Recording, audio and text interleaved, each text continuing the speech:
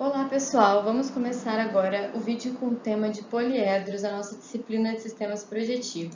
Então, o que é um poliedro, gente? Um poliedro é um sólido limitado por 4 ou mais polígonos, que são as faces do poliedro, sendo que cada 2 polígonos tem um lado em comum, que são as arestas desse poliedro, tá? Os vértices desses polígonos correspondem, então, aos vértices do poliedro, e os seus lados correspondem às arestas desse poliedro. Então, aqui na imagem a gente tem dois exemplos, né? São objetos tridimensionais e são dois diferentes polígonos que estão representados aqui. Durante o nosso curso, a gente vai lidar exclusivamente com poliedros convexos. E o que é um poliedro convexo? Um poliedro convexo, ele existe quando em relação a um plano que passa por qualquer uma das faces desse poliedro, todas as outras faces, ou seja, todas as outras partes do poliedro, estão localizadas em um mesmo lado desse plano. Então, por exemplo, aqui a gente tem um poliedro convexo à esquerda, e aí eu coloquei um plano aqui que está pertencendo a uma dessas faces do poliedro, e a gente consegue ver que todo ele está de um só lado desse plano. Se a gente posicionar esse plano em qualquer uma das faces do poliedro, a gente vai ver que em nenhuma delas vai acontecer de uma parte do poliedro estar em um lado e a outra no outro lado. Isso é o que configura um poliedro convexo, que são os que a gente vai estar trabalhando aqui na nossa disciplina. Então, como é feita a representação de um poliedro?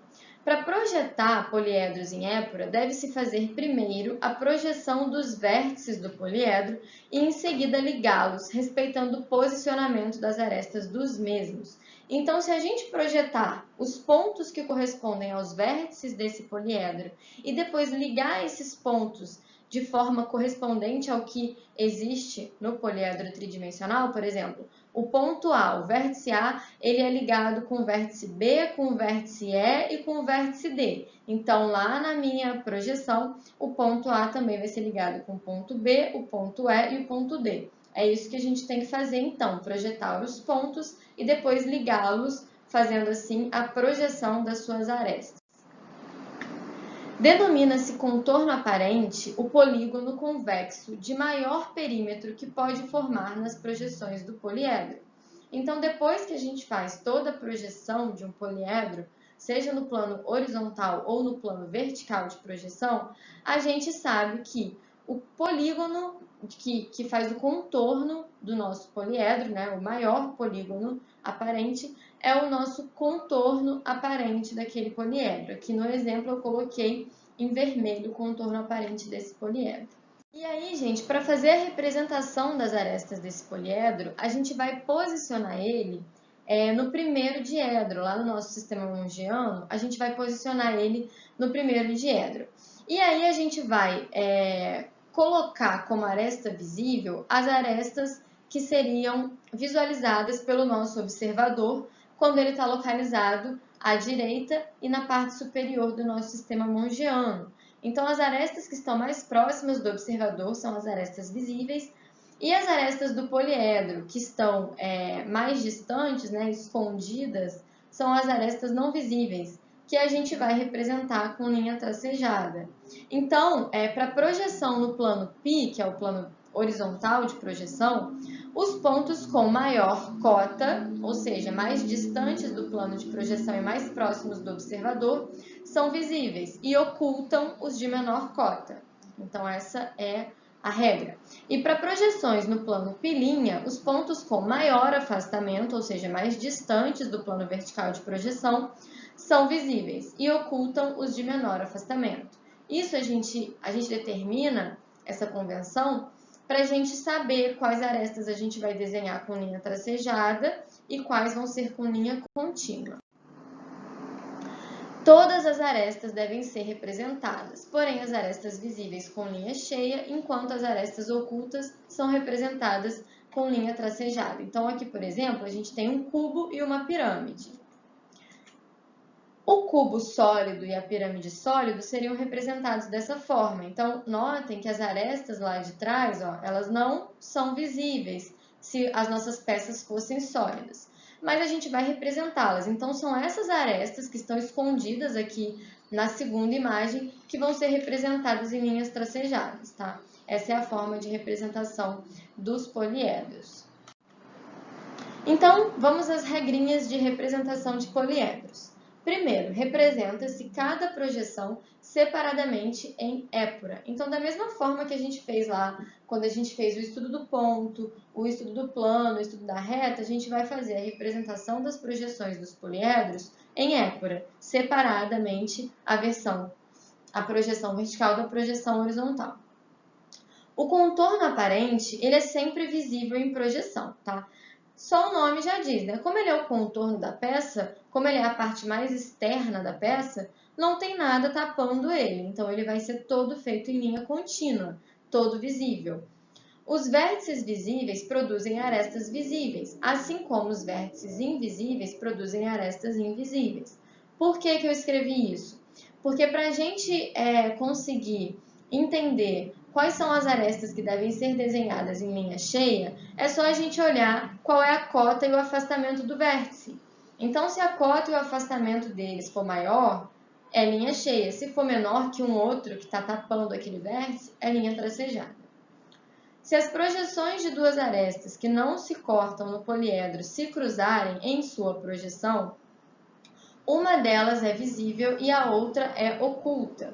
Então, se duas arestas aleatórias do nosso poliedro se cruzarem e não tiver um vértice ali no meio, sempre uma delas vai ser visível e a outra oculta, né? Uma vai estar à frente da outra. Então, a gente precisa determinar quais arestas do nosso poliedro vão ser visíveis e desenhadas em linha cheia e quais vão ser não visíveis e desenhadas em linha tracejada, tá? Isso é possível de ser determinado com a projeção em épura do nosso poliedro. Então, primeiro passo é verificar o contorno aparente do poliedro. O contorno aparente, ele sempre vai ser visível, então ele sempre vai ser desenhado em linha cheia. É o que está aqui representado em preto, né? O nosso polígono ABCD. É o contorno aparente do nosso poliedro nas duas projeções e ele vai ser representado em linha cheia. Agora, com relação às linhas internas, nós temos duas arestas. Nós temos a aresta AC e a aresta BD. E a gente precisa saber qual delas é visível e qual não é, porque as duas se cruzam sem formar um vértice. E aí, como que a gente faz isso, tá? Primeiro, a gente quer saber qual das projeções horizontais é visível. Então, a gente vai verificar o ponto de cruzamento das duas projeções horizontais, no caso é o ponto F, e vai traçar uma linha de chamada partindo de F, indo até as projeções verticais das duas arestas.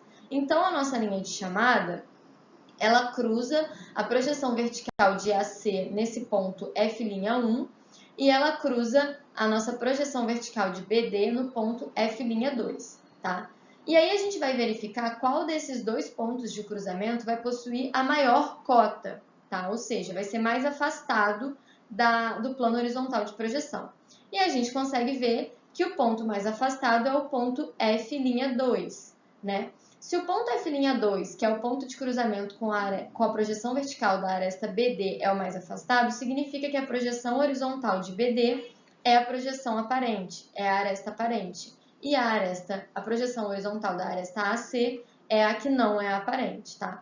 Então, a gente sempre verifica lá a cota, que é a distância da projeção vertical daquela aresta até a linha de terra, para poder visualizar qual das projeções horizontais é aparente e qual não é aparente. Da mesma forma, a gente faz para descobrir qual das projeções verticais vai ser feita com linha contínua e qual vai ser feita com linha tracejada. Então, as nossas projeções verticais das arestas AC e BD se cruzam no ponto E'. A partir de E', eu vou traçar uma linha de chamada na vertical até que essa linha de chamada cruze com as projeções horizontais das duas arestas. E daí eu vejo que ela cruzou com a projeção horizontal de BD em D'1, no caso seria E'1, né? Tá errado. E cruzou com a projeção horizontal da aresta AC em E'2. E aí eu vou verificar qual dos dois pontos é mais afastado do plano vertical de projeção, ou seja, possui maior afastamento.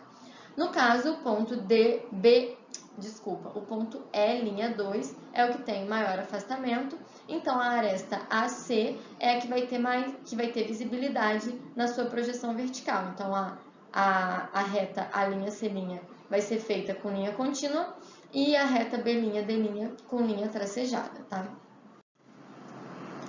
Eu vou falar agora dos tipos de poliedro que a gente vai encontrar aí na literatura e vai utilizar no estudo do nosso curso, tá?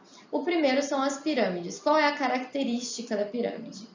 Nas pirâmides, todas as arestas das faces laterais vão convergir para um único ponto, que é denominado vértice principal da pirâmide. Uma pirâmide é dita regular se suas faces laterais forem polígonos iguais.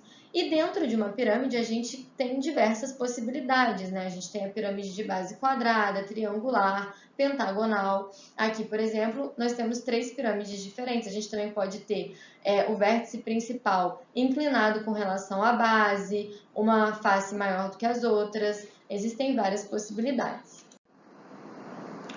Aqui eu coloquei para vocês um exemplo de representação de pirâmide em épora. Então, a gente tem essa pirâmide de base quadrada, que está posicionada com a base concomitante com o plano horizontal de projeção, e ela vai ter uma projeção vertical, que é triangular, né, no caso, e uma projeção horizontal, que é o formato da sua base. No caso aqui é quadrada, mas poderia variar de acordo com o formato da base dessa pirâmide.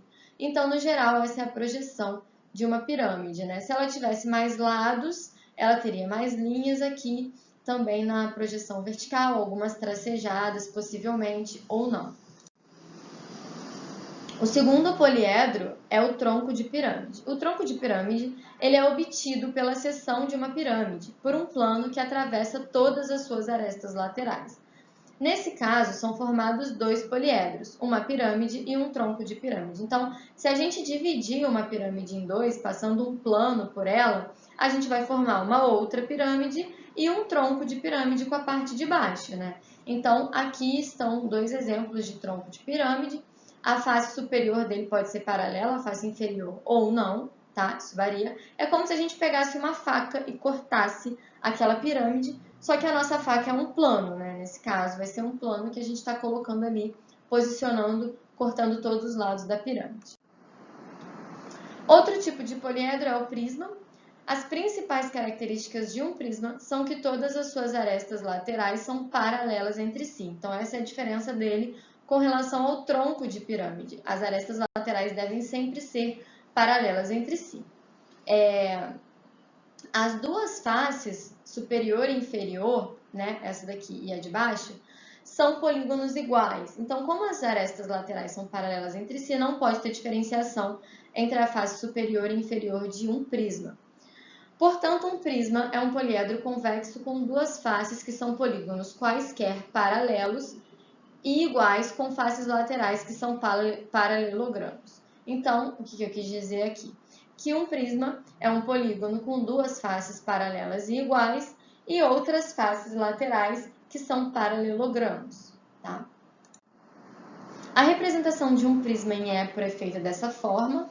Então, a projeção vertical dele vai ser um retângulo com algumas retas no meio, algumas arestas no meio, né? E a projeção horizontal vai ser equivalente à base desse prisma. No caso aqui, é um prisma quadrado.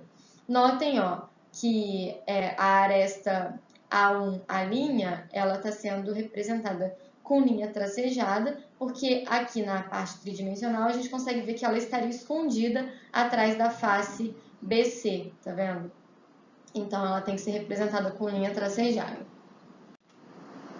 O tronco de prisma, ele é obtido com o corte de um plano não paralelo às bases desse prisma, porque se for um plano paralelo a uma das bases, a gente vai formar outros 2 prismas. Então, ele tem que ser obtido por um plano não paralelo. E um tronco de prisma vai ter obrigatoriamente arestas laterais paralelas, porém as suas bases não serão iguais e nem paralelas. Então, a característica do tronco de prisma é essa. A diferença dele para o próprio prisma é o paralelismo e a igualdade entre as suas duas faces que estão na horizontal, tá? Então, com relação a tipos de poliedros, é isso que eu tinha para falar para vocês. Muito obrigada pela atenção. Sigam aí para o próximo vídeo, que tem o tema de seção plana, e a gente se vê lá. Tchau, tchau!